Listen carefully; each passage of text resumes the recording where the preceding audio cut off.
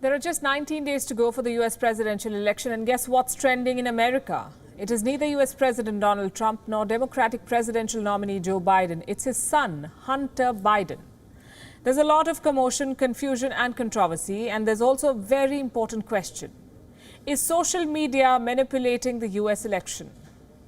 Allow me to explain the sequence of events. New York Post published this article on the 14th of October.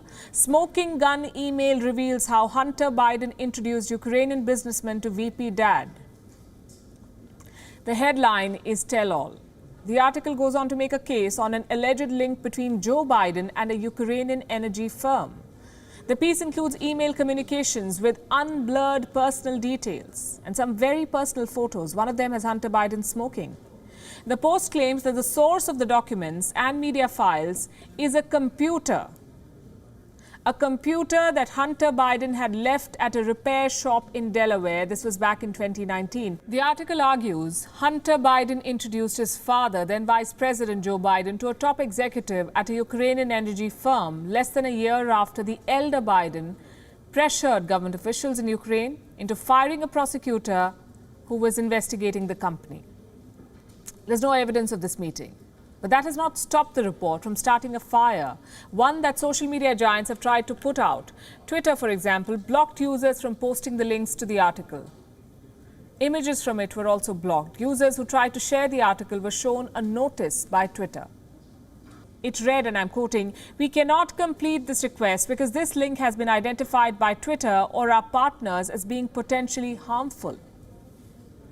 So the question is, why did Twitter censor the article? It had questions about the origin of the material. What about them? Like I mentioned, the article claims to have material pulled from a computer that Hunter Biden left at a repair shop. Now, Twitter is not alone in censoring the article. Facebook too has placed restrictions. Facebook spokesperson Andy Stone tweeted, and I quote, "This is part of our standard process to reduce the spread of misinformation.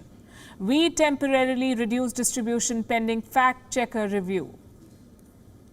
He goes on to say, the story is eligible to be fact-checked by Facebook's third-party fact-checking partners. In the meantime, we are reducing its distribution on our platform. Now, just to remind you, this is not the first time that controversies around Hunter Biden are steering the election narrative. Hunter Biden has been the Trump campaign's favorite ammo against Joe Biden. And Donald Trump and his allies have claimed that Joe Biden used the office of the Vice President of America to advance and promote his son's interests. Hunter has also been a favorite among gossip pages. Great lengths have been written about his private life, his struggle with alcohol addiction, drug abuse, divorce, relationships. So the interest around the Post article does not come as a surprise. Also not surprising is the reaction to it pretty much along party lines. What is surprising is the censoring by social media platforms. Democrats have cheered it as censoring of fake news. Republicans have slammed the move. Donald Trump is leading the charge. He spent the first 10 minutes of his Iowa rally reciting the article and slamming Hunter Biden. The president also tweeted and retweeted criticism of Twitter and Facebook. One of the tweets accused Facebook of meddling in the election. Do you think there's some truth in his allegations? As for Twitter, it received a letter from Senator Ted Cruz calling the censorship of the story hypocritical. The senator had 6 questions for Twitter. This is the last one. Let me read it out to you. Have Twitter or any of its employees involved in the decision to censor this reporting been in contact in any capacity with the Biden-Harris campaign or any of its representatives regarding this reporting or the allegations contained therein? He also asked if Twitter has ever censored anti-Trump stories. Twitter has responded to the criticism. Jack Dorsey tweeted that Twitter's communication around this action was quote-unquote not great.